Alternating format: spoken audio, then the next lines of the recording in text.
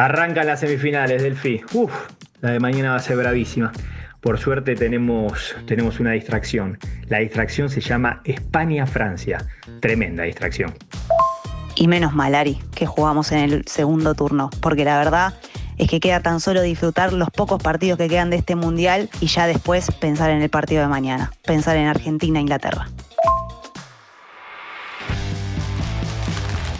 104 partidos, 48 selecciones, 3 países, una copa y el mismo sueño. Bienvenidos a Maca, Make Argentina Campeón Again, el podcast diario de Cenital y Posta sobre el Mundial. Desde Estados Unidos, yo, Ariel Senosiaín.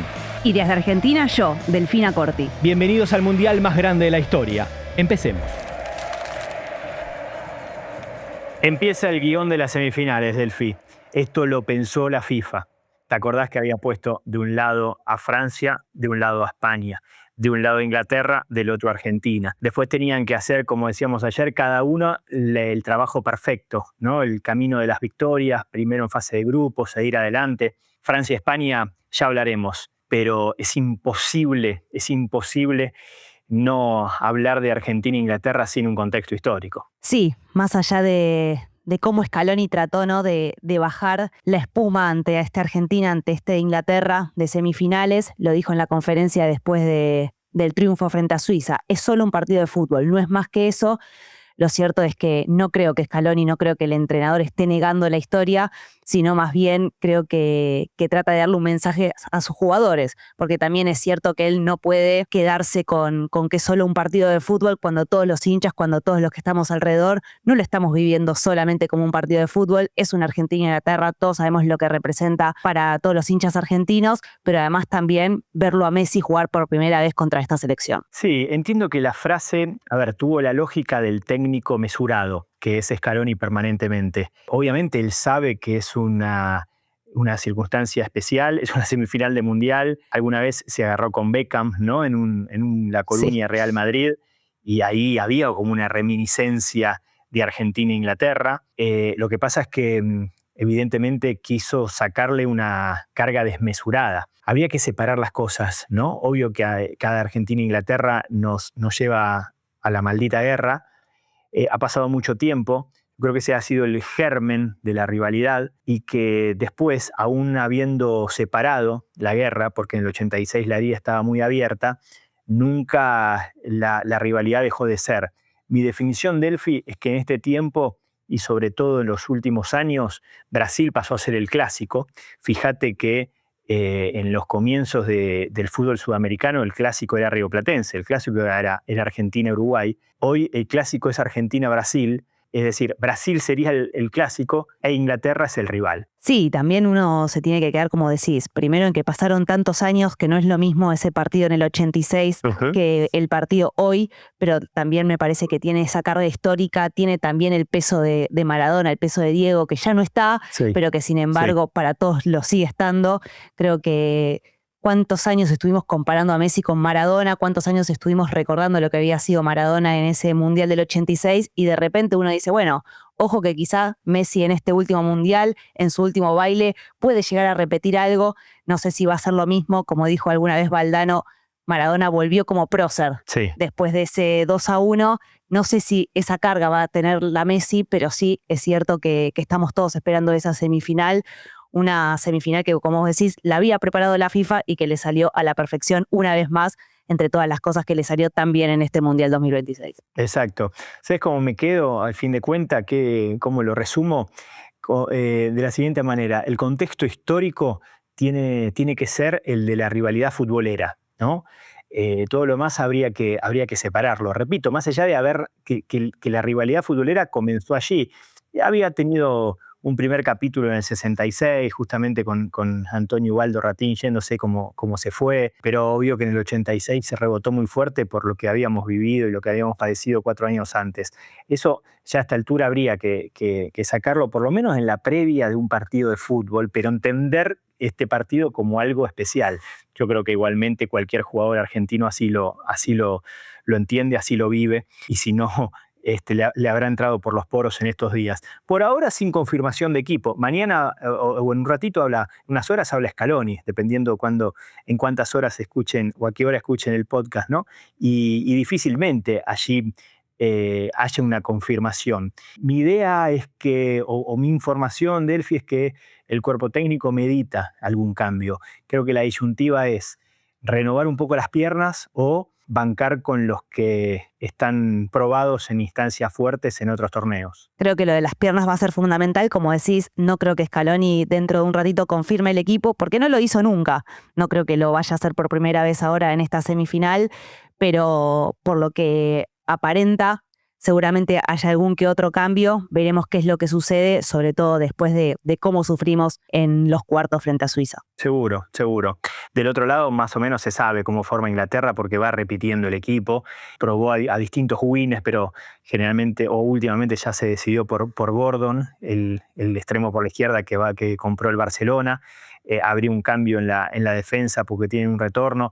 El triángulo ese en el medio es lo mejor, ¿no? Con Anderson, sí, Bellingham más suelto y Rice más atrás, que es el que se encarga de las pelotas paradas.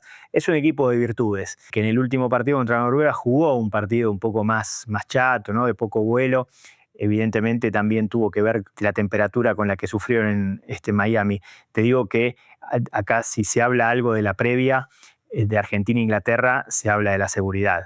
Imaginarás que los argentinos son muchos, los ingleses son muchos. Se habla de entre 15.000 y 25.000 ingleses. No se precisa bien el número porque no se sabe cuántos llegarán en estas horas, pero en otros partidos llegó a haber entre 15 y 20.000. Es un número a tener en cuenta, es claramente el partido donde se destinará más atención de seguridad. Hay que ver qué es lo que decide FIFA. Por los números que vos decís, por lo que nombrás, lo cierto es que tanto para Argentina como para Inglaterra es un partido diferente. Nosotros nos quedamos con lo que nos pasa a nosotros, pero bueno, ayer lo decíamos también, ¿no? En Inglaterra también se está jugando, están hablando bastante en la previa algunos exjugadores, algunos exentrenadores, algunos periodistas. Obviamente que como dijimos ayer y como lo repetimos siempre y como también quedó asentado después de ese Argentina-Países Bajos en el Mundial de Qatar, a esta selección le gusta hablar adentro de la cancha. Sí, es cierto, es cierto. Bueno, pasemos a la de hoy, que es la mejor manera de moderar la ansiedad. Qué gran semifinal. Está claro que son las dos selecciones que pueden presentar, siendo potencia, estilos más distintos, ¿no? El pase, el control de juego, la mitad de cancha de España contra la potencia ofensiva, la potencia física también, y ser un equipo de delanteros como es Francia. España para jugar, para juntarse, Francia para acelerar y para golpear. Sí, algo que decía De la Fuente igualmente en la conferencia, a pesar de estos estilos tan opuestos y tan marcados, en realidad opuestos, lo cierto es que son dos equipos que también tienen un peso ofensivo, pero sobre todo defensivamente son muy fuertes. Entonces marcaba esto De la Fuente. Decía, hay que tener en cuenta que somos las dos selecciones que menos goles recibimos en el Mundial, uno por el lado de España, dos por el lado de Francia, y por lo tanto uno siempre se queda en los delanteros, uno se queda en la posesión, uno se queda en ese ataque que tienen los franceses, pero también uno tiene que analizar qué es lo que va a pasar con las defensas de ambas selecciones, y tanto Deschamps como también De la Fuente remarcaron que la importancia va a estar sobre todo en esa faceta defensiva. Sí, cada uno defiende a su forma, ¿no? España con todo el equipo junto, en bloque, es decir, tienen la pelota, manejan la pelota y con pases cortos como para estar agrupado cuando la pierden.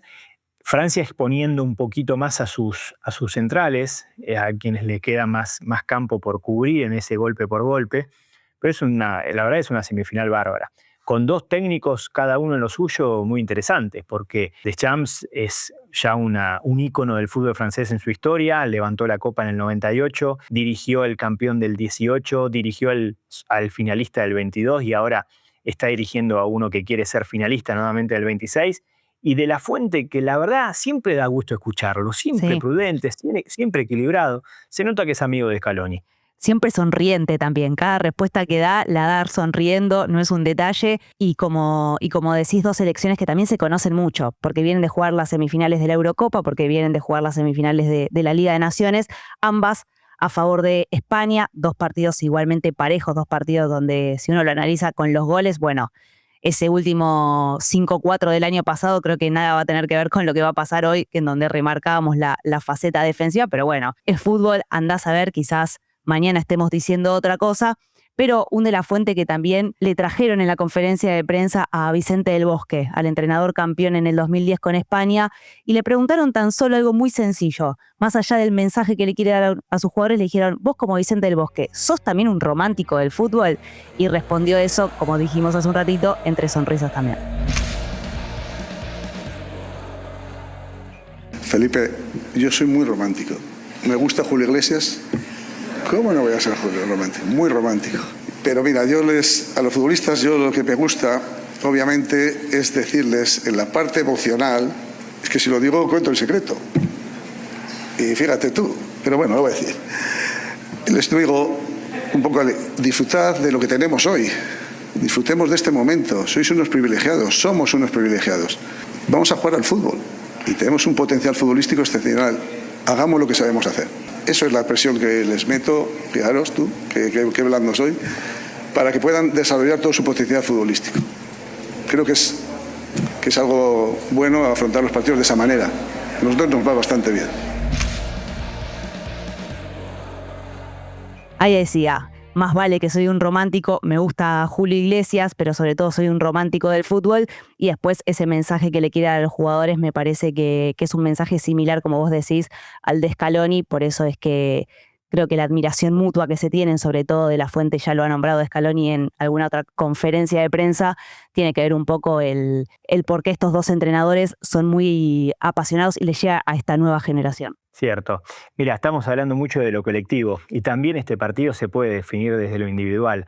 Ayer en mis últimas horas en Kansas City, ya estoy en Atlanta, donde se nota que empezaron a llegar en buena cantidad los argentinos de toda la manera posible. Están los que manejan horas y horas para ya ahorrar algo o para evidenciar que ya gastaron toda. Están los que tenían toda la previsión y habían sacado pasajes con anterioridad, o bien los que no tienen mucho problema y fueron a sacar pasajes de avión que están carísimos. La verdad, a esta altura, viste que tiene el sistema de aerolíneas de Estados Unidos igual al de las entradas de fútbol, ¿no? En la medida que hay mayor demanda, suben los precios. Te decía, en esas últimas horas en Kansas City vi unas gigantografías a la entrada de un negocio de ropa deportiva y estaban los pósters, digamos, ¿no? de Messi, de Haaland, de Mbappé y de Yamal, cada uno con su marca. Qué increíble que el Mundial se vendía 2-3 meses antes, desde las caras que también se podrían utilizar durante la Copa del Mundo, ¿no? Cómo las figuras han estado a tono. Faltaba Kane allí, pero tranquilamente lo es. Faltaba Bellingham, pero tranquilamente lo es, otra de las figuras. De un lado Mbappé, del otro lado Yamal. De un lado la potencia, el juego que avasalla de Mbappé, y del otro lado la habilidad, lo más plástico de Yamal. Todo un personaje al momento de hablar también. Sí, inteligente sobre todo. Más si se tiene en cuenta que ayer cumplió 19 años, un jugador que no solo adentro de la cancha, sino también afuera, por cómo declara, pareciera que tiene más edad de la que tiene realmente, decíamos, 19 años tan solo. Y un Yamal que le preguntaron, tanto a él como también a De La Fuente, si no estaba él esperando un poquitito más, si no creía que podía dar más en esta selección, en este mundial. Fue claro y dijo que él no esperaba más goles, él sabía que tenía que ayudar al equipo, que creía que lo estaba haciendo, pero que también sabía que todavía faltaba lo mejor, que todavía no había llegado su mejor faceta en el mundial. Obviamente fue cauto, dijo ojalá que llegue mañana, es decir, ojalá que llegue hoy. Así que un Lamine Yamal que sobre todo remarcó cómo es que juega. ¿Cómo es que juega? Lo dijo él y lo explicó muy bien. No, presión no. Yo creo que al final juego como sé y nunca voy a jugar mejor de lo que sé ni peor de lo que sé. Entonces solo doy lo que yo tengo, siempre al servicio del equipo, siempre al máximo. Entonces cuando lo das todo y sabes que lo que la gente te pide lo puede hacer, pues no sientes presión.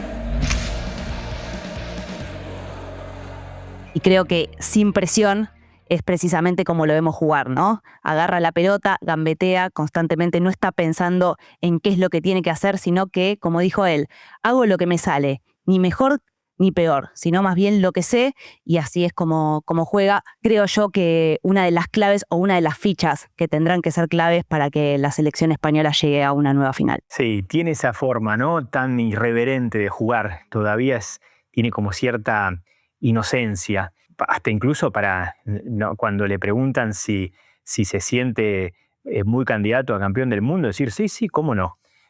Ponerse por encima de lo que son las habituales declaraciones de los futbolistas, ¿no? Mucho más cautos, sabiendo que del otro lado a veces también los rivales están esperando que pises del palito y que digas lo que digas. Cumple 19 años hoy mismo, tiene una historia de vida extraordinaria, con un padre que es un personaje insólito, que hace poco le vi una nota acá en un medio estadounidense, una entrevista que dio en su casa, solamente en el vestidor, pero de las partes de las zapatillas, ¿no? 130 pares de zapatillas. Tiene y las muestra, ningún problema. Y por otro lado, un hermanito que lo muestran en las previas de los partidos, un personaje como el hijo de Enzo Fernández, más o menos, pero más crecido, que hace lo suyo cuando las cámaras lo muestran.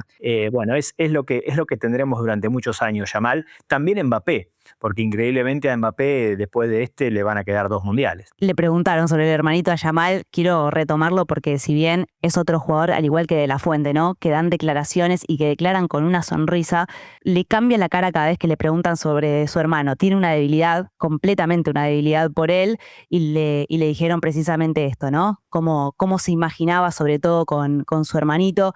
Obviamente festejando un pase a la final, pero como vos decís, no tiene pelos en la lengua a la hora de declarar, no tiene miedo de decir que se ve campeón del mundo, que por eso es que hoy está tranquilo como para poder jugar, y lo cierto es que Yamal, como te decía hace un ratito, va a ser clave porque mismo le preguntaron a De La Fuente y mismo le preguntaron a Yamal si no creía que tenía solo él ese 1 versus 1, sobre todo ante la ausencia posiblemente en el 11 titular de Nico Williams, y él bajó un poco la espuma y dijo que sí, que sabía que tenía ese peso, pero sobre todo sabía que contaba con grandes jugadores como para poder ganarle una vez más a Francia. Partidazo. Se encontraron muchas veces últimamente en Europa, como ellos tienen Eurocopa, como tienen Liga de Naciones, los mejores se encuentran seguido y ahora se encuentran en una semifinal de Mundial. El mejor aperitivo posible antes de la Argentina-Inglaterra de mañana. Tal vez para nosotros, los argentinos, no vamos a tener muy claro por quién hinchar, porque como todavía no sabremos el resultado de mañana, no lo podremos ajustar, pero va a ser un extraordinario partido, por lo menos en la previa. Entiendo que no se neutralizan al tener estilos tan opuestos, ¿no? Muchas veces le ponemos tanta expectativa a los partidos y después no condicen con la realidad. Este mundial, llamativamente, cuando le pones mucha expectativa a algo, te cumple. La seguiremos mañana, Delphi. La seguiremos mañana, pero hoy, por suerte, como jugamos en el último turno, queda tan solo disfrutar esta primera semifinal. Ahí está, beso grande. Beso. Pará. No cambies todavía. Mi nombre es Iván Jagroski, soy el director de Cenital y quería invitarte a que conozcas lo que hacemos. Tenemos 9 newsletters temáticos y 2 resúmenes informativos a la mañana y a la tarde, donde te contamos lo más importante de cada día. Entrá a cenital.com/newsletters y entendé lo que pasa alrededor tuyo. Esto fue Maca, Make Argentina Campeón Again. Este podcast es una producción de Posta con Cenital y su círculo de mejores amigos. Si te gusta lo que hacemos, ingresá en cenital.com/sumate y ayúdanos a seguir. Nos reencontramos en el próximo episodio con más mundial, más historia y más fútbol para seguir viviendo esta locura compartida. Make Argentina Campeón Again es más que un podcast. Ingresá en cenital.com/maca y viví un mundial diferente. Newsletter diario, artículos especiales y un pro de gratuito con increíbles premios. Este podcast tiene sonido a cargo de Ariel Aguirre. Por el lado de producción de Posta, Lorena Bianchi, coordinadora y productora ejecutiva, Catalina Miguel Palma, productora de grabaciones, Gastón Gallo, asistente de producción. Idea original, Luciano Banchero. Por el lado de Cenital, Lila Vendersky, coordinadora de producción audiovisual, Sol Maciel, coordinadora de redes sociales, Valentín Muro, soporte IT, y Javier Borelli, coordinación y edición de Maca.